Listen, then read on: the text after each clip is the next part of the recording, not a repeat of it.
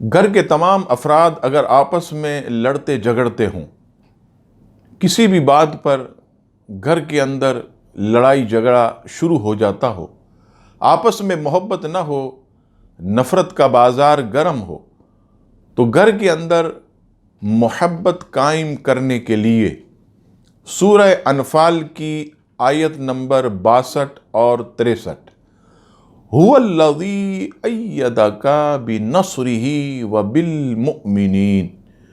وَأَلَّفَ بَيْنَ قُلُوبِهِمْ لَوْ أَنفَقْتَ مَا فِي الْأَرْضِ جَمِيعًا مَا أَلَّفْتَ بَيْنَ قُلُوبِهِمْ وَلَكِنَّ اللَّهَ أَلَّفَ بَيْنَهُمْ إِنَّهُ عَزِيزٌ حَكِيمٌ۔ یہ آیت، جو 2 آیات ہیں سورہ انفال کی، یہ 7 مرتبہ پڑھ کر اول آخر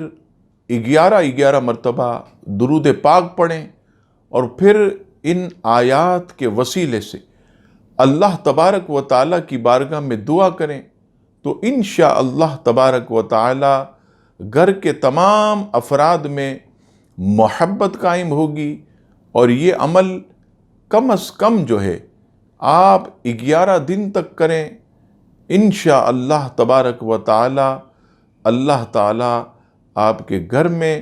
محبت، امن، چین، سکون جو ہے وہ عطا فرمائے گا۔ رب تعالی ہم سب کے گھرانوں میں محبتیں قائم فرمائے، نفرتوں کو دور فرمائے، آمین ثم آمین۔